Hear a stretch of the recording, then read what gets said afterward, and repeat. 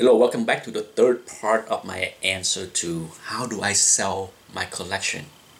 After I shot the first two videos and loaded them, I realized that there are something else I can add to the answer.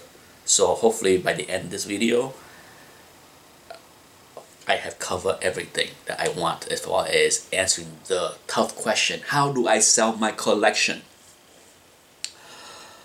If you plan to sell the books yourself, and if you plan to use the methods of selling things in lots, there are books that are worth selling individually, yes, but there are a lot of books in many collections that are not worth selling things individually. Okay, if a book can't fetch $2 or $3, well, it all depends on the seller, right? For some people, hey, if a book is worth $3, I'm gonna sell it individually.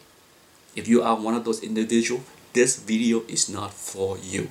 Okay? If you're okay listing book for 99 cents on eBay, paying all the fees, and sell the book later for $125, this video is not for you.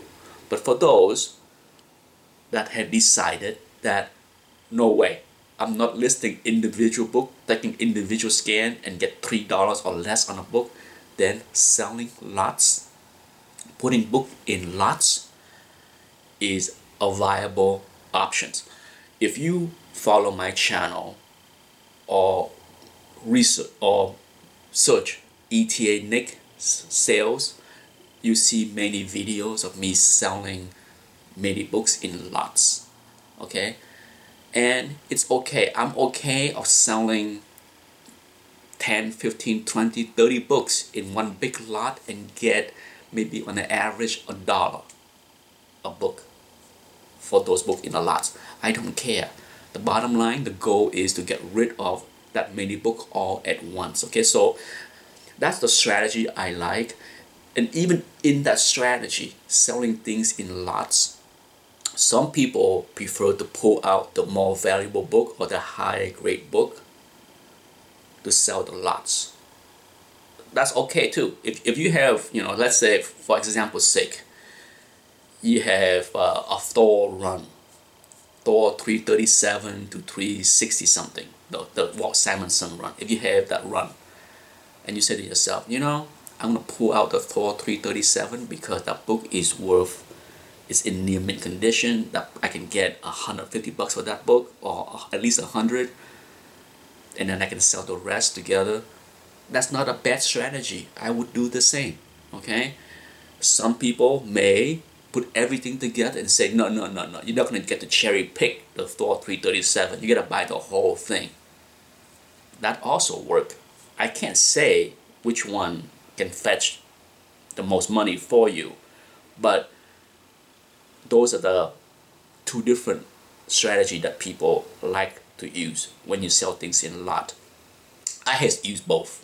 Okay, if occasionally there are a book in a lot or in a run that I have, that certainly is worth more than the rest because it's either a semi-key or it is such a nicer condition than the rest.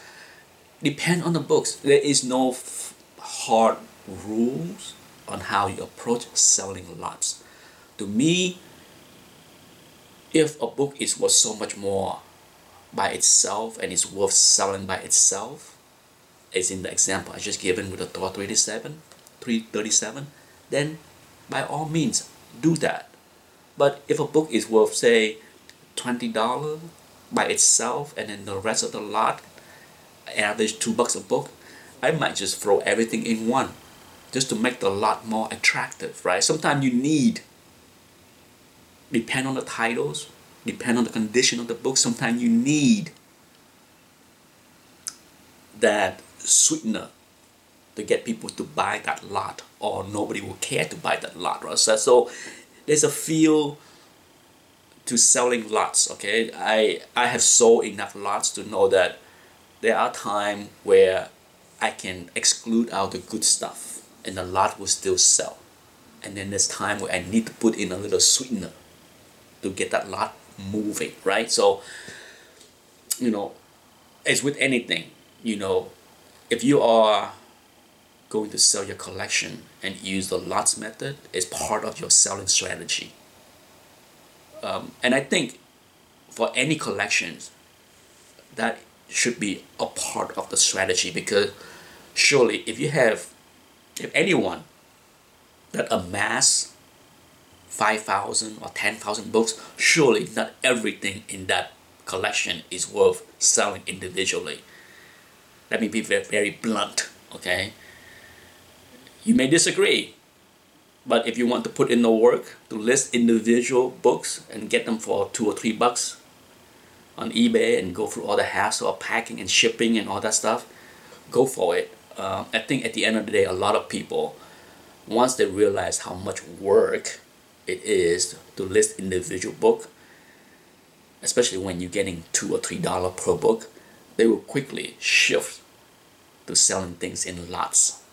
Okay, and that's the harsh reality of this hobby, is everybody is so conditioned to be buying, that so little effort or thoughts are put into selling until they have to sell, and then it becomes just overwhelming for them to have to deal with. So, you know, for me, it has been an ongoing process, even ongoing learning on how to sell, finding different venues. Okay, so there's nothing wrong in testing different venues, whether you want to consign it with my comic shop to sell your raw books or not. There's nothing wrong of testing out different venues. Some people would have tried to set up a little booth at small convention to sell.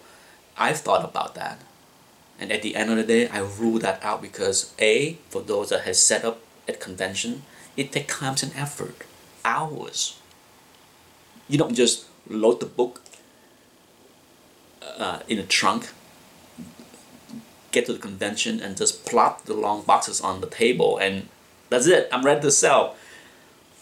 You gotta do a little bit more. You gotta put up a wall, you gotta put a wall books, you gotta price the book, right? You gotta go through all of that. Okay?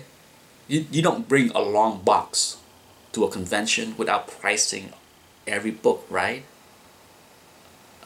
I can't imagine anyone bringing boxes and boxes to a convention and not price the book, and then every time someone wants to buy something, you gotta whip out your phone or your overstreet guide to figure out the price. So it's a lot of work. A lot of work I refuse to do.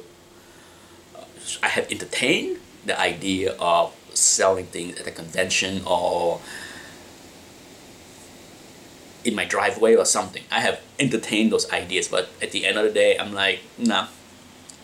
Time, money, I don't mind selling things for cheap or cheaper and get less by selling things in lots, online, on YouTube, on eBay, in the CGC forum, you name it. There are multiple ways to do it, and feel free to ask me. You know, you can get my email address and ask me, you know, what you should do. But hopefully, with the 3 videos now that I put together for this series, as far as how do I sell my collection, hopefully I have answered a lot of those questions.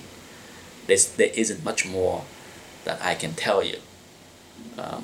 But if I can think of anything that I missed, I will make another video. Yeah, but I think I cover everything. Yeah, I hope so. Anyhow, thanks for watching. Good luck selling your collection. Bye.